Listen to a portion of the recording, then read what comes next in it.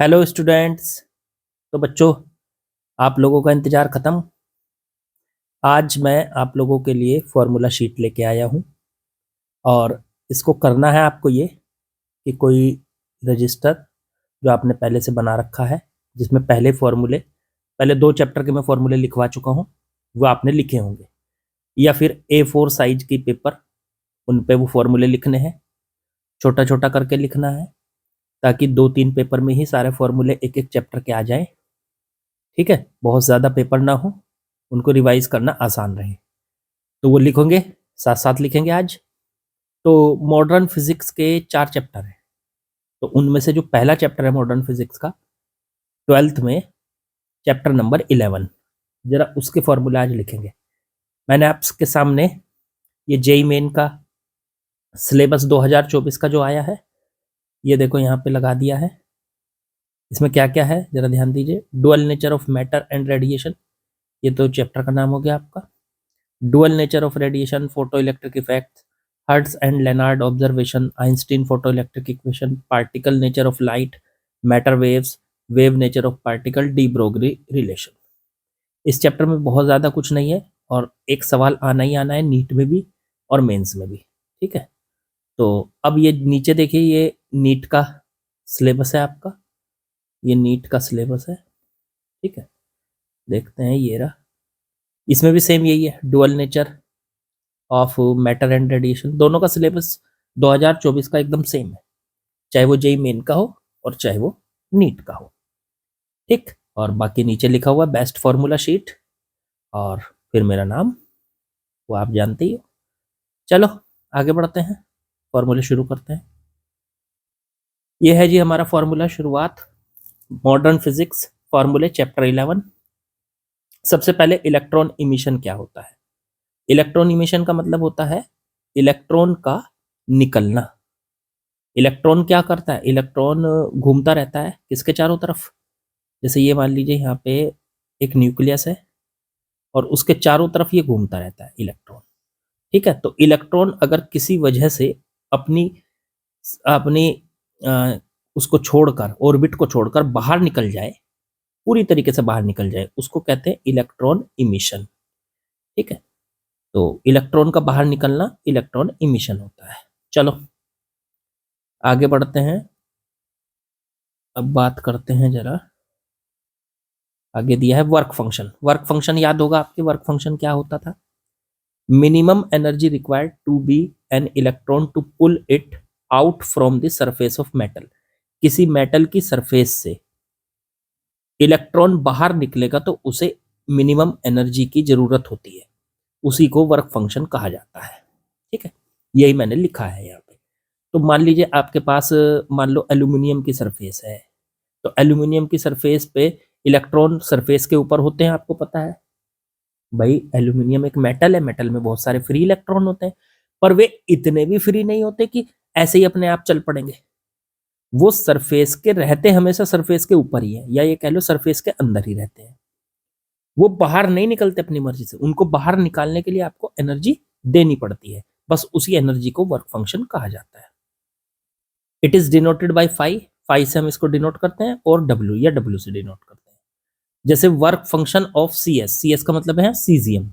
Caesium का जो work function है वो 2.14 इलेक्ट्रॉन वोल्ट होता है। 2.14 इलेक्ट्रॉन वोल्ट, मैं हाइलाइटर से आपको दिखा देता हूँ। ये है work function of caesium is 2.14 electron volt. 2.14 electron volt. अब ये देखो, इलेक्ट्रॉन वोल्ट ना जो है एनर्जी का एक यूनिट है। जैसे एनर्जी की यूनिट जूल होती है, लेकिन अगर बहुत छोटी एनर्जी हो तो उसे जूल की जगह हम इलेक्ट्रॉन वोल्ट में मेजर करते हैं। 1 इलेक्ट्रॉन वोल्ट आपका 1.6 इंटू 10⁻⁻19 जूल के बराबर होता है। अब वर्क फंक्शन का फॉर्मूला हमें क्या यूज करना है? तो वर्क फंक्शन का फॉर्मूला हमें यूज करना है W बराबर एच न्यू नॉट या फिर एच सी बटे लैम्डा, लैम्डा नॉट।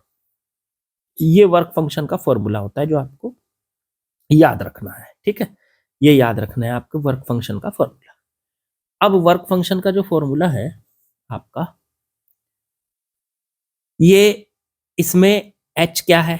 एच को कहते हैं प्लांक कांस्टेंट, न्यू नॉट क्या है, न्यू नॉट को कहते हैं थ्रेशोल्ड फ्रीक्वेंसी, सब लिखा हुआ है मैंने। एच तो एक कांस्टेंट है जिसको प्लांक कांस्टेंट कहा जाता है।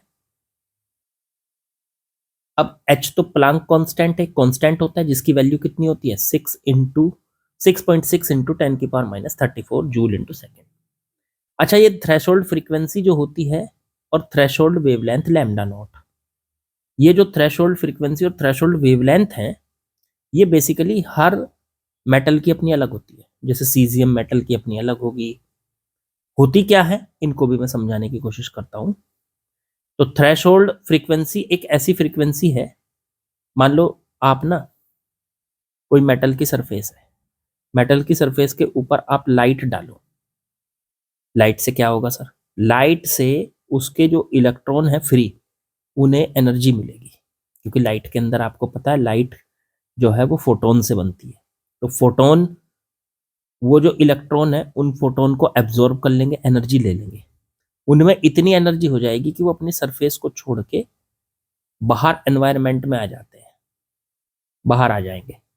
तो जब इलेक्ट्रॉन अपनी सरफेस को छोड़ के, मेटल की जिस सरफेस पे इलेक्ट्रॉन है उसे छोड़ के बाहर निकल आता है, तो जितनी वेवलेंथ का फोटोन एब्जॉर्ब करके वो जस्ट बाहर निकलता है, उस वेवलेंथ को थ्रेशोल्ड वेवलेंथ कहते हैं, लैम्डा नॉट। या ये कह लो कि जितनी फ्रीक्वेंसी की फोटोन को एब्जॉर्ब करके वो बाहर निकलेगा, तो बस उसी को कहते हैं न्यू नॉट थ्रेशोल्ड फ्रीक्वेंसी। देखो मैं आपको समझाने की कोशिश करता हूं, और इस इफेक्ट को फोटो इलेक्ट्रिक इफेक्ट कहा जाता है। अब हम यही समझेंगे फोटो इलेक्ट्रिक इफेक्ट क्या होता है। तो भाई साहब, फोटो इलेक्ट्रिक इफेक्ट एक ऐसा फिनोमिना है जिसमें इलेक्ट्रॉन्स जो हैं वो मेटल की सरफेस से रेडिएशन जब उनके ऊपर पड़ता है, मेटल की सरफेस के ऊपर आपने लाइट डाली, रेडिएशन डाला, और उसमें से इलेक्ट्रॉन फुदक फुदक के बाहर आ गए, उसी इफेक्ट को कहते हैं फोटो इलेक्ट्रिक इफेक्ट। तो इलेक्ट्रॉन जब उसमें से बाहर निकलते हैं, उन इलेक्ट्रॉन्स को फोटो इलेक्ट्रॉन्स कहा जाता है, और उनकी वजह से बनने वाले करंट को फोटो इलेक्ट्रिक करंट कहा जाता है। देखो यही मैंने लिखा है कि उन इलेक्ट्रॉन को फोटो इलेक्ट्रॉन्स कहते हैं और उनकी वजह से बनने वाले करंट को फोटो इलेक्ट्रिक करंट कहते हैं। देखो मैंने यहाँ डाल के दिखाया है। अब देखो मेटल हमारे पास दो टाइप के होते हैं, एक होता है एल्कली मेटल और एक सिंपल मेटल। जो एल्कली मेटल होते हैं उनके ऊपर विजिबल लाइट डालो, विजिबल लाइट, जो लाइट जिससे हम देख पाते हैं वो विजिबल लाइट होती है, ठीक है। तो विजिबल लाइट डालो आप उनके ऊपर, आपने यहाँ से देखो लाइट डाली, और डालने के बाद उसमें से इलेक्ट्रॉन कूद के बाहर निकल गया, इलेक्ट्रॉन कूद के बाहर निकल गया, ठीक है ना। तो विजिबल लाइट डालने पर एल्कली मेटल में से इलेक्ट्रॉन बाहर आ जाता है। लेकिन जो सिंपल मेटल होते हैं उनके ऊपर आप विजिबल लाइट नहीं, अल्ट्रावायलेट लाइट डालो और इलेक्ट्रॉन फुदक के बाहर आ जाएगा उसमें से। तो दोनों ही फोटो इलेक्ट्रिक इफेक्ट को दिखा रहे हैं, दोनों ही फोटो इलेक्ट्रिक इफेक्ट को दिखा रहे हैं। चलिए, अब इसमें ये तो हमें पता चल गया कि फोटो इलेक्ट्रिक इफेक्ट होता क्या है एक्चुअल में। फिर से एक बार बोल देता हूँ, फोटो इलेक्ट्रिक इफेक्ट का मतलब हुआ, आपको ये सब चीजें लिखनी है फॉर्मूले शीट में, ठीक है। ये आपको बार बार पढ़ेंगे तो बहुत बढ़िया से याद हो जाएगा और बहुत अच्छे से याद भी रहेगा फिर। तो फोटो इलेक्ट्रिक इफेक्ट, जब किसी मेटल की सरफेस पर लाइट गिरती है तो लाइट की हीट को एब्जॉर्ब करके या लाइट से एनर्जी लेके इलेक्ट्रॉन्स सरफेस से फुदक के बाहर आ जाते हैं, जंप करके बाहर आ जाते हैं, बस इसी को फोटो इलेक्ट्रिक इफेक्ट कहा जाता है। अच्छा, इसके लिए एक एक्सपेरिमेंटल सेटअप है, बहुत इंपॉर्टेंट, मतलब सवाल बनते हैं इस पे, सुनना से जरा। हमने क्या किया, फोटो इलेक्ट्रिक इफेक्ट को दिखाने के लिए एक सेटअप बनाया। इसमें क्या है सबसे जरूरी, ये जो ट्यूब है देखो यहाँ पे, ये वाली, ये है एक ग्लास ट्यूब, ठीक है। इस ग्लास ट्यूब को इवैक्यूएटेड रखा गया, अंदर से इसके अंदर वैक्यूम बनाया और इसमें दो प्लेट लगा दी, एक तो ये सी और एक ये ए, ये दो प्लेट लगाई हमने यहाँ पे। सी माने कैथोड और ए माने एनोड। ये जो सी है ये ऐसे मटेरियल से बनाई जो फोटो सेंसिटिव मटेरियल है। फोटो सेंसिटिव मटेरियल का मतलब जिसपे लाइट गिरेगी तो उसमें से इलेक्ट्रॉन बाहर निकलेंगे। तो ऐसे मटेरियल से ये बनाई। इसमें यहाँ पे एक विंडो छोड़ दी, देखो ये रही, जहां से लाइट अंदर आएगी। इसको क्वार्ज विंडो कहते हैं, क्वार्ज विंडो बोल रखा है देखो यहाँ पे, ठीक है। इस सी प्लेट को इमीटर भी कहते हैं, मैंने देखो यहाँ पे लिखा है इमीटर, ठीक। फिर इसके बाद जो सामने प्लेट लगी है जिसको एनोड कहते हो आप, वो कलेक्टर भी कहा जा सकता है उसको। इमीटर का मतलब इलेक्ट्रॉन को इमिट करने वाली, जिसमें से इलेक्ट्रॉन निकलेगा, और कलेक्टर का मतलब इलेक्ट्रॉन को कलेक्ट करने वाली, ठीक है। अब यहां से देखो, जैसे ही लाइट इसके ऊपर गिरेगी यहाँ पे आके, उसमें से इलेक्ट्रॉन भागने शुरू हो जाएंगे, निकल निकल के किसकी तरफ, एनोड की तरफ, एनोड की तरफ चलना शुरू कर देंगे। ये होता है। अब हम इस प्रोसेस को करने के लिए यहाँ पे एक अमीटर लगाते हैं। ये देखो, ये माइक्रो अमीटर लगा है। माइक्रो अमीटर क्या होता है, माइक्रो म्यू। अब अमीटर तो सुना होगा, माइक्रो अमीटर का मतलब एक ऐसा एमीटर जो करंट, छोटे से छोटे करंट को भी मेजर कर देता है। तो इसलिए यहाँ पे माइक्रो एमीटर लगाया है, ठीक है। फिर यहां से फिर नीचे जाके ये एक वोल्ट मीटर लगाया है जो इसकी दोनों प्लेट्स के बीच का वोल्टेज चेक करेगा। और फिर उससे नीचे जाके बैटरी लगाइए, बैटरी लगाइए। ये की लगा रखी है, बैटरी लगा रखी है। ये रियोस्टेट का यूज करके हम इस बैटरी की वोल्टेज को कम ज्यादा कर सकते हैं। ये सब चीजें आपकी लगा रखी है। चलो, अब यहां पे मैंने स्टेटमेंट लिखे हैं, देखो क्या क्या। Electrons are emitted by cathode, cathode में से इलेक्ट्रॉन निकलेंगे, बिल्कुल ठीक है। एंड कलेक्टेड बाई एनोड, और एनोड में कलेक्ट हो जाएंगे जाके, एकदम बढ़िया।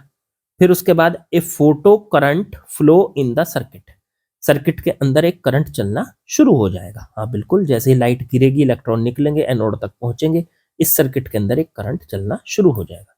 Volt meter measured potential difference between plate, volt meter क्या कर रहा है, पोटेंशियल डिफरेंस को मेजर कर रहा है।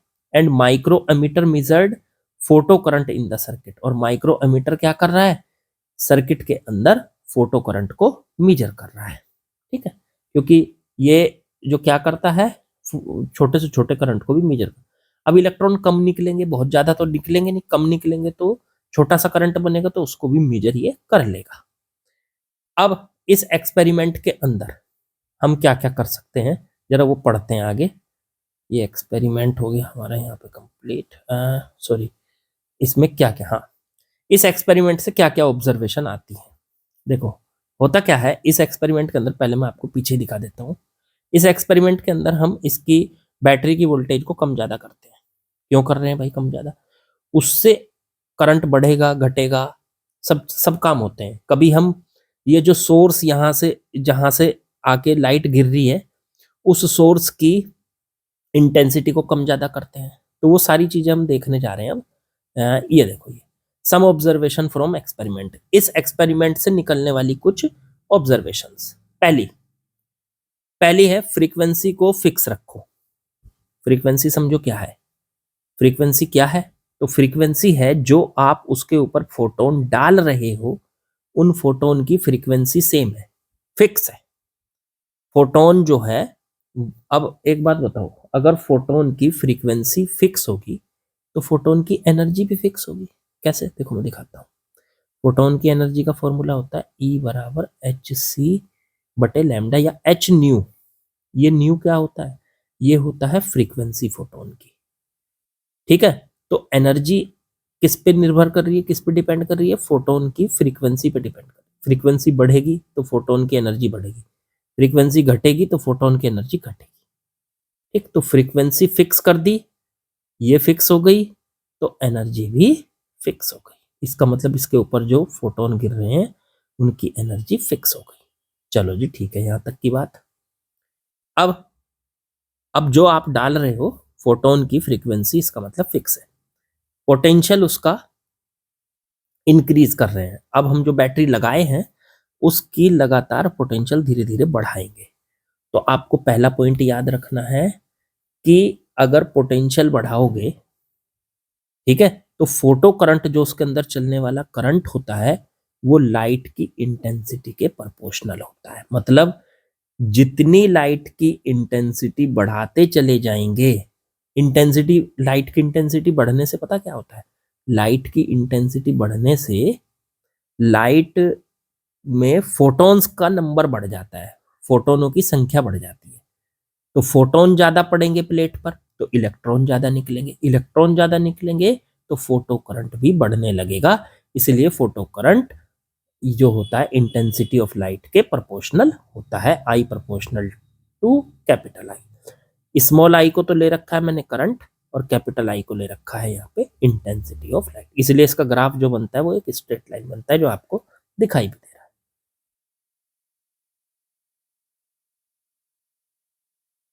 और यहाँ पे ये भी लिखा है, देखो लास्ट में मैंने line, also number of photo electrons directly proportional to intensity. जितने ज्यादा इंटेंसिटी, अब सोचो इंटेंसिटी का मतलब है फोटोनों की संख्या बढ़ा दी आपने, तो फोटो इलेक्ट्रॉन्स भी बढ़ जाएंगे, इसीलिए number of photo electrons directly proportional to intensity. चलिए आगे बढ़ते हैं, आगे बढ़े अब दूसरे पॉइंट में। अगर हम सर इस बार फ्रीक्वेंसी को फिक्स कर दें, पिछली बार भी देखो फ्रीक्वेंसी फिक्स की थी, और इंटेंसिटी को वेरिएबल कर दें, वही पिछले वाला ही पॉइंट है अभी, तो इंटेंसिटी को वेरिएबल कर दें तो कुछ इस तरीके का ग्राफ आपको दिखाई देगा। ये क्या ग्राफ है, देखो जब इंटेंसिटी I1 है या I2 है या I3 है, तीन केस है, तीनों में अलग अलग ग्राफ बन रहा है। ये देखो आपको ये याद रखना है, हर ग्राफ में फोटो करंट के और पोटेंशियल के बीच में ये ग्राफ है। किस किस के, जो कलेक्टर है मतलब एनोड है, देखो ये वाला, पिछले वाले में चला गया वो, तो पीछे दिखाता हूँ। ये जो कलेक्टर है मतलब एनोड, ये वाली प्लेट, इस प्लेट के पोटेंशियल के बीच में ग्राफ है और फोटो करंट के बीच में ग्राफ है। इधर है देखो फोटो करंट, ये रहा आपका, और इधर है कलेक्टर प्लेट का पोटेंशियल। ठीक है, तो इन दोनों के बीच में ये ग्राफ है। जैसे जैसे हम एनोड पे पोटेंशियल बढ़ाएंगे तो वैसे वैसे उसका फोटो करंट भी बढ़ता चला जाएगा। ये तो आप सीधे सीधे सोच सकते हैं। पहले जो है वो इलेक्ट्रॉन निकलेंगे जब कैथोड से, तो कैथोड से इलेक्ट्रॉन निकल के एनोड तक पहुंचाएगा कौन, उनको प्लेट के दोनों प्लेट्स के बीच का पोटेंशियल। तो अब जैसे जैसे प्लेट का पोटेंशियल आप बढ़ाते चले जाओगे तो फोटो करंट बढ़ता चला जाएगा। तो ये तीन केस आपको याद रखने हैं। ये जो फोटो करंट की वैल्यू है ना, ये वाली, पहले पहले केस में यहाँ पे इतनी होगी फोटो करंट की वैल्यू, दूसरे केस में देखो इतनी होगी, बढ़ गई, और तीसरे केस में देखो इतनी हो गई और बढ़ गई तीसरे केस में। तो तीनों इंटेंसिटी के लिए I1, I2, I3 के लिए फोटो करंट लगातार, मतलब तीनों केसेस में ये फोटो करंट की मैक्सिमम वैल्यू है, जिसको आप ना क्या कह सकते हो, इसको आप सैचुरेशन करंट भी बोल सकते हो।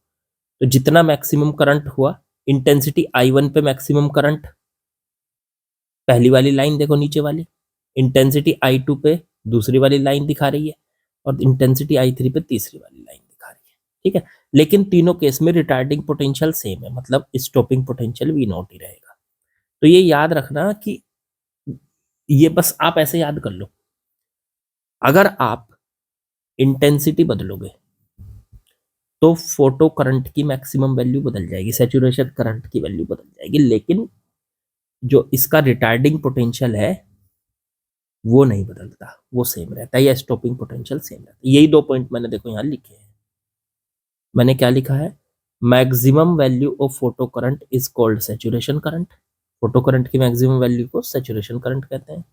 When photo current becomes zero at particular negative potential V naught called stopping potential. जब फोटो करंट बिल्कुल चलना बंद हो जाता है उसको स्टॉपिंग पोटेंशियल कहते हैं। अब ऐसा कब होता है, जब हम कैथोड की पोटेंशियल को, मतलब एनोड के पोटेंशियल को कैथोड के पोटेंशियल से भी कम कर देते हैं, इतना कम कर देते हैं कि उसमें करंट चलना बिल्कुल बंद हो जाता है, तो उसको स्टॉपिंग पोटेंशियल कहते हैं। ये सब बातें आपको लिखनी है, सब समझी हुई तो आप लोगों की है, मैं तो थोड़ा बस याद दिला रहा हूँ। देखो पूरी तरीके से तो यहाँ मैं समझा नहीं सकता हूँ, ठीक है, पूरी तरीके से तो मैं समझा नहीं सकता हूँ, वो तो मैं वैसे भी क्लास में ही समझाऊंगा पूरे बढ़िया तरीके से, तो लेकिन बस मैं याद दिला रहा हूँ कि मैंने क्लास में क्या क्या आपको लिखवाया है। चलो तीसरा point, work done by stopping potential is equal to maximum kinetic energy of emitter electron. जो इलेक्ट्रॉन उसके अंदर से निकलता है, इमिट होकर निकलता है, उसकी maximum kinetic energy stopping potential के अगेंस्ट वर्क डन के इक्वल होता है। मतलब आप यहां से स्टॉपिंग पोटेंशियल का फॉर्मूला याद कर लो, काइनेटिक एनर्जी बराबर E इंटू वी नॉट। ये काइनेटिक एनर्जी किसकी है? मैक्सिमम काइनेटिक एनर्जी इलेक्ट्रॉन की। जो कैथोड प्लेट पे से इलेक्ट्रॉन निकल रहा है उसकी मैक्सिमम काइनेटिक एनर्जी है, ठीक है ना। चलो, तो K max is equal to E into V naught. K max को आप हाफ एम वी स्क्वायर बराबर ई इंटू वी नॉट भी लिख लेना। चलो आगे बढ़ो। इसमें फोर्थ पॉइंट है, इस बार इंटेंसिटी को फिक्स करते हैं, मतलब नंबर ऑफ फोटॉन्स को फिक्स करते हैं। जब फोटोन फिक्स हो जाएंगे तो इलेक्ट्रॉन भी फिक्स हो जाएंगे, और फ्रीक्वेंसी को वेरी कराते हैं, मतलब फोटोन की एनर्जी को वेरी करते हैं। जब फोटोन की एनर्जी वेरी होगी तो उसके पोटेंशियल तो अलग अलग आएंगे, लेकिन उसका सैचुरेशन करंट एक जैसा ही आएगा।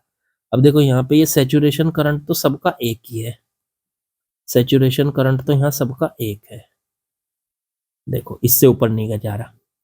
लेकिन सबके जो we not, V01, V02, V03 जो है ये स्टॉपिंग पोटेंशियल है तीनों केस में। अब हमने एक बार तो फ्रीक्वेंसी न्यू 1 कर दी, एक बार फ्रीक्वेंसी न्यू 2, एक बार फ्रीक्वेंसी न्यू 3। न्यू 3 जैसे जैसे फ्रीक्वेंसी बढ़ाई हमने, न्यू 1 से न्यू 2, न्यू 2 से न्यू 3, तो वैसे वैसे जैसे जैसे फ्रीक्वेंसी बढ़ी वैसे वैसे उसका रिटार्डिंग पोटेंशियल या ये कह लो स्टॉपिंग पोटेंशियल बढ़ता चला गया, ठीक है। ये आपको ग्राफ याद होना चाहिए, ये पढ़ा है आपने बिल्कुल बढ़िया तरीके से, बस अब आपको ये लिख भी लेना है। चलो, stopping potential is different from radiation different frequencies but saturation current remains constant. जो मैंने बात आपको यहाँ पे बताई है वही लिख रखी है। Higher frequency means more negative potential, ज्यादा फ्रीक्वेंसी का मतलब ज्यादा नेगेटिव पोटेंशियल होगा बच्चों। चलो, ये सब लिखते हुए आगे बढ़ना है, लिखते जाओ लिखते जाओ, आगे बढ़ते जाओ, छोटे छोटे उसमें लिखते जाओ। पॉइंट नंबर 5, अगर स्टॉपिंग पोटेंशियल और फ्रीक्वेंसी का ग्राफ बनाए हम, graph between stopping potential and frequency of radiation of two different metal, दो अलग अलग मेटल के बीच में, तो ये ग्राफ आपका कुछ ऐसा बनेगा। पहले मेटल के लिए देखो ये वाला ग्राफ हो गया, दूसरे मेटल के लिए ये वाला ग्राफ हो, ठीक है। स्टॉपिंग पोटेंशियल है एक तरफ और दूसरी तरफ क्या है? दूसरी तरफ है फ्रीक्वेंसी, और उनके बीच में एक मेटल के लिए और दूसरी मेटल के लिए ग्राफ। अब वी नॉट तो यहाँ पे जो ये न्यू नॉट जो दे रखा है ये तो थ्रेशोल्ड फ्रीक्वेंसी ए मेटल की है, और nu naught dash threshold frequency metal B की है। अब आते हैं आइंस्टीन की फोटो इलेक्ट्रिक इक्वेशन पर।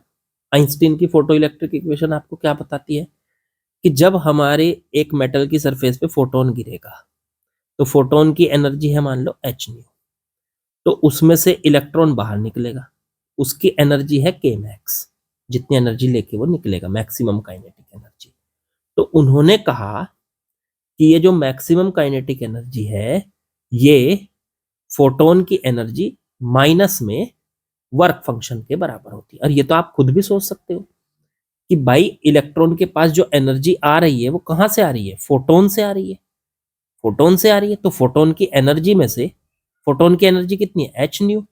उसमें से अगर हम उसके बाहर निकलने की एनर्जी को माइनस कर दें, भाई बाहर निकलने में वो एनर्जी जो खर्च कर रहा है वो डब्ल्यू है, वो माइनस कर दें, तो वो इलेक्ट्रॉन की एनर्जी होगी। यही उन्होंने बताया, बहुत आसान। इलेक्ट्रॉन के पास जो एनर्जी है वो फोटोन की एनर्जी में से वर्क फंक्शन को माइनस करके मिलती है। अब के मैक्स को आप हाफ एम वी स्क्वायर भी लिख सकते हो, एच न्यू जू का तू, और डब्ल्यू की जगह एच न्यू नॉट लिख सकते हो, अभी पढ़ के आए हैं। फिर हाफ एम वी स्क्वायर की जगह ई इंटू वी नॉट भी लिख सकते हो, H nu minus H nu nought. ऐसे ही E into V nought, H nu की जगह हम एच सी बटे लैम्डा और एस सी बटे lambda naught, H nu not की जगह ये भी लिख सकते हैं। तो ये फॉर्मूला तो सिर्फ ये है, ये वाला, ठीक है। बाकी तो ये सब जो है इसी के अलग अलग उसमें आपको दिखाई देगा, अलग अलग टर्म में। मान लो फॉर्मूला तो वही है ना, के मैक्स को ये लिख दिया हाफ एम वी स्क्वायर, तो लिख सकते हैं उसको, तो वो टर्म्स अलग अलग हो जाएंगी, बाकी तो फॉर्मूला वही है, ठीक है। वो आपको अलग अलग फॉर्म में दिखाई देगा, ठीक। उसके लिए मैंने सारी चीज लिखी हुई है, कौन किसके इक्वल है ये आपको लिख लेना है। थ्रेशोल्ड फ्रीक्वेंसी, थ्रेशोल्ड वेवलेंथ के बारे में यहाँ पे लिखा हुआ है, ये मैं शुरू में बता चुका हूँ आपको कि मिनिमम जिस फ्रीक्वेंसी पे इलेक्ट्रॉन इमिशन शुरू हो जाता है या फोटो इलेक्ट्रिक इफेक्ट होना शुरू हो जाए, उस फ्रीक्वेंसी को हम थ्रेशोल्ड फ्रीक्वेंसी कहते हैं, या मैक्सिमम उस वेवलेंथ को हम थ्रेशोल्ड वेवलेंथ कहते हैं जिसपे फोटो इलेक्ट्रिक इमिशन शुरू हो जाता है। चलिए आगे बढ़ते हैं। अब फोटो इलेक्ट्रिक इमिशन के लिए ये कंडीशन है फॉर फोटो इलेक्ट्रिक इमिशन कि हमारी डाली गई जो रेडिएशन है, हमारा डाला गया जो लाइट है, उसकी फ्रीक्वेंसी थ्रेशोल्ड फ्रीक्वेंसी से ज़्यादा हो या बराबर हो तो फोटो इलेक्ट्रिक इफेक्ट होगा, वरना नहीं होगा। या हमारी डाली गई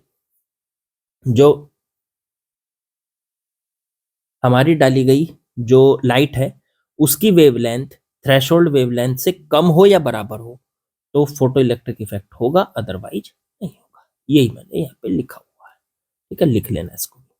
इसके लिए कुछ ग्राफ हैं इस इक्वेशन के लिए, फोटो इलेक्ट्रिक इक्वेशन के लिए। तो यहाँ पे ये इक्वेशन जो फोटो इलेक्ट्रिक इक्वेशन अभी आइंस्टीन की बनाई थी हमने, E इंटू वी नॉट, ई को इसके बटे में ले गए, एच न्यू बटे में फाई, यहाँ पे फाई यूज कर रखा है, ये फाई हमने डब्ल्यू यूज कर रखा है, कोई टेंशन नहीं है, आप इसको डब्ल्यू लिख सकते हो, फाई नॉट की जगह यहाँ डब्ल्यू बटे ई कर सकते हो, कोई दिक्कत नहीं है। यहाँ पे फाई नॉट है, आप इसको डब्ल्यू बटे डब्ल्यू कर सकते हो, ठीक है। इसी तरीके से तो ये ग्राफ बनाएंगे, अब खुद सोचो यहाँ पे v का ग्राफ कैसा बन, v नोट का न्यू के साथ ग्राफ, तो ये तो v नोट तो है स्टॉपिंग पोटेंशियल और ये प्रोपोर्शनल है किसके, न्यू का मतलब हो गया यहाँ पे फ्रीक्वेंसी के प्रोपोर्शनल है। अब जिसके प्रोपोर्शनल होता है तो ग्राफ कैसा बनता है, ग्राफ बनता है स्ट्रेट लाइन, देखो ये स्ट्रेट लाइन, इसका स्लोप आप इसका कंपेयर ना y is equal to M X plus C से भी करा सकते हैं, इसका कंपैरिजन उससे भी आप इसको निकाल सकते हैं। m जो है ये स्लोप का काम करेगा, तो ये स्लोप का काम करेगा यहाँ पे h बटे ई, ये रहा h बटे ई स्लोप, देखो ये रहा, ठीक है। ऐसे ही बिल्कुल सेम ऐसे ही e इंटू वी नोट की जगह के मैक्स रख दो, उससे आप इसका ग्राफ बना सकते हो के मैक्स के बीच में और फ्रीक्वेंसी के बीच में, ठीक। तो ये आसान है, ये ग्राफ भी सब बताए हुए हैं, इनको लिखना है बस आप लोगों को जरूर। चलो आगे बढ़ते हैं, बात करते हैं फोटोन की। तो फोटोन जो होता है आपका, फोटोन क्या होता है, लाइट ना पार्टिकल की तरह बिहेव करती है, तो उस पार्टिकल को हम फोटोन कहते हैं। फोटोन की एनर्जी क्या होती है, वैसे ये पहले बताया जाता पर कोई बात नहीं, बाद में लिख दिया हमने। फोटोन की एनर्जी एच सी बटे लैम्डा होती है, या एच न्यू, या 1240 बटे लैम्डा नैनोमीटर में, इतने इलेक्ट्रॉन। मतलब फोटोन की एनर्जी के लिए आप ये तीन फॉर्मूले, फोटोन की एनर्जी जब भी निकालनी है ये तीन फॉर्मूले यूज करो। फोटोन के मोमेंटम के लिए फॉर्मूला है एच बटे लैम्डा बराबर एच न्यू बटे सी। फोटोन का रेस्ट मास 0 होता है, ये आपको पॉइंट याद होना चाहिए। स्पीड फोटोन की वही होती है जो लाइट की स्पीड होती है, अरे लाइट ही तो है। In photon particle collision total energy and total momentum are conserve. Photon और पार्टिकल जब आपस में टकराते, जैसे फोटोन और इलेक्ट्रॉन टकरा गए, तो उनकी टोटल एनर्जी और टोटल मोमेंटम उसमें कंजर्व रहता है, ठीक है।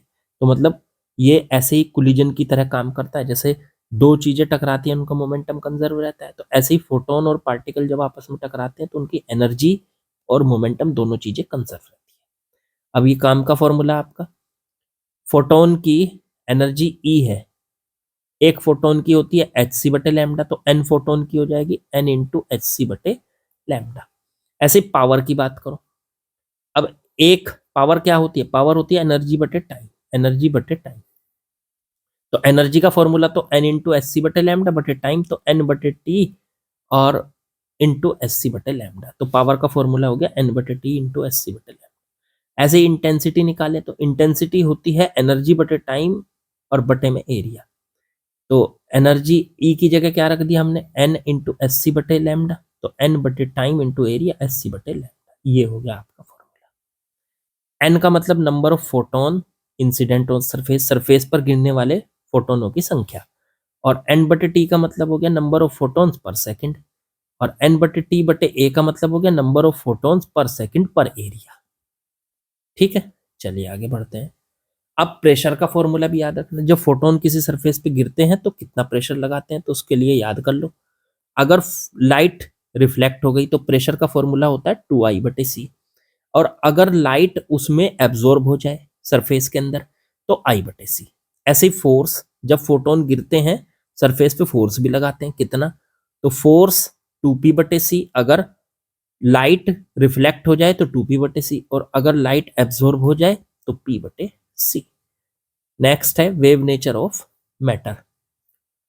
अब यहाँ पे डी ब्रोगली की एंट्री होती है। डी ब्रोगली ने अभी तक तो सब ये बता रहे थे कि लाइट वेव है, नहीं लाइट पार्टिकल भी है। अभी तक तो ये बात चल रही थी ना कि लाइट वेव है, फिर बात आई कि नहीं लाइट तो पार्टिकल भी है, फोटोन ही तब आया। लेकिन डी ब्रोगली ने अलग ही बात बताई कि हम सब वेव हैं, क्योंकि हम किससे बने, पार्टिकल से बने। उन्होंने उल्टा बताया कि पार्टिकल भी वेव होता है। उन्होंने ये बताया अगर हम जब दौड़ते हैं तो हम वेव की तरह बिहेव करते हैं, हम वेव बन जाते हैं, हमारे साथ एक वेव होती है जिसको मैटर वेव कहा जाता है। तो यहीं पे आया आपका वेव नेचर ऑफ मैटर, मतलब मैटर भी वेव होता है, ये डी ब्रोगली ने बताया। तो उन्होंने बताया ए particle of mass m moving with velocity v, particle behaves like a wave, wave behaves like wave of wavelength. उन्होंने उसकी वेवलेंथ भी बताई और उसकी वेवलेंथ का फॉर्मूला दिया लैम्डा इक्वल्स टू h/p। अब यहां से ये आपको इंपॉर्टेंट फॉर्मूला ये याद होना चाहिए कि जब भी कोई पार्टिकल v स्पीड से चलेगा तो उसकी वेवलेंथ क्या हो जाएगी पार्टिकल की, वो एक वेव बन जाएगा, और उसकी वेवलेंथ क्या होगी, लैम्डा बराबर h/p, where p is equal to mv momentum particle का, और h हो गया प्लांक कांस्टेंट। अब यहां से मोमेंटम के लिए, ये इसके लिए लैम्डा के लिए फॉर्मूले देखो, एक तो ये बन गया लैम्डा बराबर h/p, p को लिख सकते हैं h/mv, p को mv लिख लिया, या मोमेंटम को आप अंडर रूट में 2m के भी लिख सकते हैं, तो mv की जगह अंडर रूट 2m के, या अगर हम यहां से k को लिखें तो k को q इंटू वी भी लिखा जा सकता है। काइनेटिक एनर्जी जो होती है, अगर किसी चार्ज पार्टिकल को v वोल्टेज पे हम एक्सेलरेट कराते हैं तो उसकी काइनेटिक एनर्जी k बराबर q इंटू वी होती है। तो यहाँ k की जगह देखो q इंटू वी आ गया, ये भी ध्यान दो आप यहाँ पे। तो ये फॉर्मूले लैम्डा के, ये फॉर्मूले सारे आपको याद होने चाहिए, लैम्डा के फॉर्मूले, ठीक है। चलिए बस यहीं पे कंप्लीट होता है हमारा आज की जर्नी। ये इस चैप्टर के सारे कंप्लीट हो गए फॉर्मूले। आई थिंक आई सो कि आपने सारे लिख लिए होंगे साथ साथ, तो लिख के उनको अच्छे से रिवाइज करते रहो, बार बार देखते रहो, रिवाइज करना जरूरी है, प्रैक्टिस करनी जरूरी है, ठीक है। डेली का 15 मिनट सोने से पहले आप लोगों को ये फॉर्मूले देखने हैं, तो वो आपकी फोटो मेमोरी में स्टोर हो जाएंगे, आपको वो याद हो जाएंगे, ठीक। चलिए बाकी कल करते हैं बच्चों, कल अगले चैप्टर के फॉर्मूले पढ़ेंगे। Okay, like share subscribe comment वो कर देना भाई, चलो ठीक है।